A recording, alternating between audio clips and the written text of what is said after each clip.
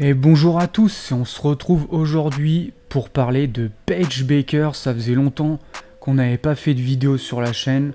On va parler de la meneuse des Dallas Wings, qui sera vraisemblablement la future rookie de l'année. On va parler un peu de ses qualités et qu'est-ce qui fait d'elle une future superstar de la WNBA. Donc là on le voit, première action, et on voit en fait son shot making en action. C'est vraiment la qualité principale de son profil, c'est qu'on a une vraie shot makeuse, et on va le voir aussi, elle adore pénétrer dans la raquette et prendre des shorts mi-distance. Là on le voit, la fenêtre de pull-up à 3 points qui va s'ouvrir, donc on a un écran, là on le voit d'Erika Hamby qui lui laisse un énorme espace. Ça en fait c'est directement sanctionné par Paige Bueckers, qui a vraiment une qualité en fait de pull-up qui est déjà extrêmement présente. On le voit aussi, on va le voir sur plusieurs séquences où elle va être capable aussi d'aller jusqu'au drive, mais vraiment sa qualité, comme on le voit là, c'est le toucher de balle et le pull-up à mi-distance. Ce qu'elle adore faire aussi également, c'est refuser les écrans. Là on le voit ici, elle va refuser l'écran, et elle a aussi un excellent footwork pour aller jusqu'au cercle. Là elle est face à Cameron Brink, et en fait ce qu'aiment bien faire les Dallas Wings, c'est lui mettre un corner vide. Comme ça en fait ça lui permet d'avoir tout cet espace du terrain là ici qu'elle va pouvoir attaquer. Et en fait là on le voit, hop, avec son handle, elle va pouvoir se créer cette poche d'espace. Donc comme je vous le disais, on va le voir, elle a un excellent footwork. Là on va voir, elle va complètement friser sa défenseuse pour la faire sauter, et elle va pouvoir finir en layup. Donc c'est vraiment une joueuse qui joue à son propre rythme, qui est très très contrôlé comme on le voit ici, même si la finition là est pas présente.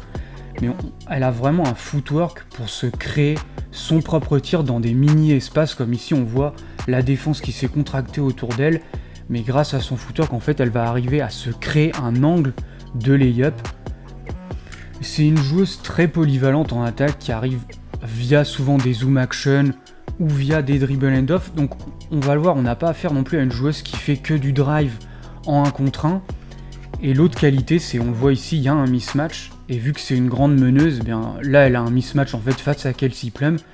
Et grâce à son toucher de balle, eh bien, elle peut finir par-dessus. Donc ça c'est vraiment une grosse qualité, c'est que souvent elle va se retrouver face à des mismatchs directement sans vraiment qu'on ait besoin de switcher. Là on le voit, on a eu le switch face à Rickea Jackson, et elle va pouvoir l'attaquer directement, et toujours un peu ce jeu de feinte qui arrive très bien à avoir pour pouvoir se créer des tirs soit au cercle ou via son pull-up à 2 points. On a vraiment cette joueuse qui est capable de jouer aussi off et on ball. Là comme on le voit, on a eu un back screen ici, vous allez voir, donc on a un back screen suivi d'un dribble and off. Qu'est-ce qu'on remarque? On a encore tout ce quart de terrain qui est libre, et ensuite on a le drive, et c'est vraiment une joueuse, on va le voir, qui est très efficace sur toutes les zones du terrain. Comme je vous le disais, le jeu off ball c'est aussi une de ses grandes qualités, et ça c'est vraiment très positif pour une future star, puisqu'en fait là on l'a vu, elle est venue tout simplement d'un pin down posé ici. L'équipe adverse est en drop, et là c'est automatique pour elle, le pull-up à 2 points, le toucher de balle, comme on voit ça touche même pas l'arceau, ça fait ficelle directement. Pareil ici face à Indiana, hein, le pin down, et là on le voit, hein, il n'y a pas beaucoup d'espace, mais elle arrive quand même à obtenir la faute, puisque en fait on voit, elle a déjà en fait une gravité, les joueuses adverses en fait la craignent. Là on l'a vu encore,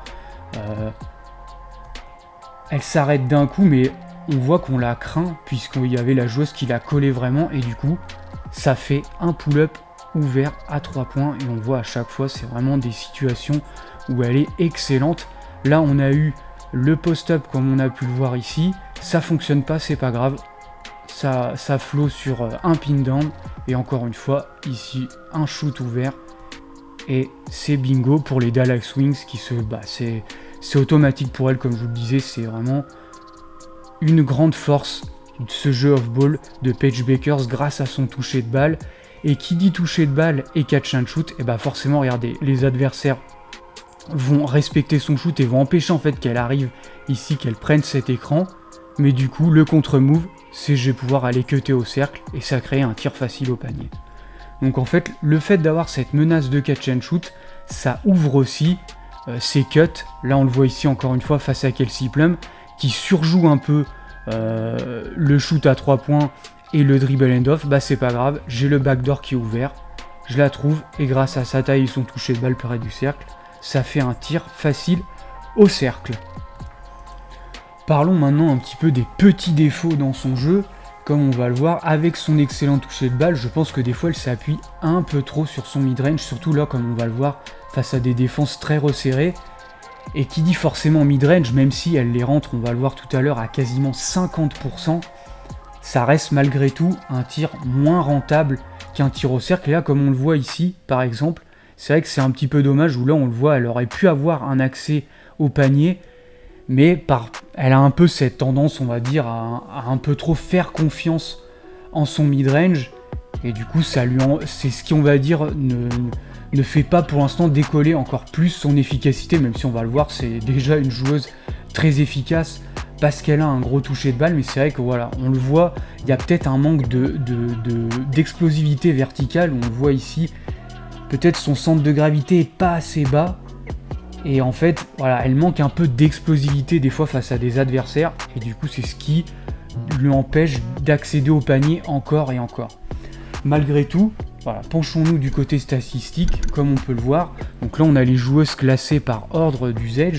Donc ce qu'on remarque, c'est qu'elle a déjà le 16e usage des joueuses de WNBA, et elle a déjà en fait à 104 de true shooting plus, donc c'est en fait elle est efficace à plus 4% par rapport à la moyenne. Et on le voit, elle fait déjà partie des joueuses avec un gros volume et déjà avec une très très bonne efficacité, comme on peut le voir ici, où on a Kelsey Plum qui fait une excellente saison, qui est à 109, Paige Bueckers qui est à 104 déjà pour une saison rookie, donc on peut le dire, c'est excellente. Et l'autre chose qui est très positive, si on le voit, donc on a l'assist par usage, donc c'est l'assist percentage divisé par le usage percentage qui permet de mesurer combien on est balancé entre le scoring et le passing. En fait on peut voir que c'est une joueuse qui est aussi une bonne passeuse, ou en tout cas qui est orientée vers le passing et qui n'est pas que orientée vers le scoring. Et donc qui dit passing, eh bien regardons un peu la qualité de passe de Paige Bueckers. Donc comme on peut le voir, déjà on a un pick and roll qui est posé très haut. Là on voit la gravité, il y a Boston qui préfère aller protéger le drive. Là on va voir la très bonne resituation, et elle arrive à trouver une coéquipière qui était ouverte au cercle. Qu'est-ce qu'on remarque ici aussi, comme je vous le disais tout à l'heure, toujours ce pick and roll avec un corner vide. Et là, la très bonne lecture, la pocket pass pour trouver sa pivot. Pareil ici, on le voit, toujours ce pick and roll avec le corner vide. Là on le voit, hein, toute la gravité déjà qu'elle crée. Et en fait ce qui est intéressant, c'est que elle patiente, elle attend la bonne ouverture pour trouver la bonne passe.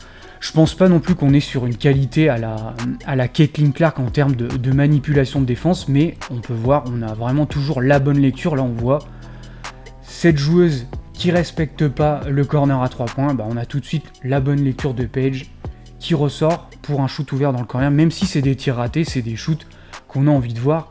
Là encore, elle est servie au poste bas, on a 1, 2, 3 joueuses, 4 même qui regardent dans sa direction.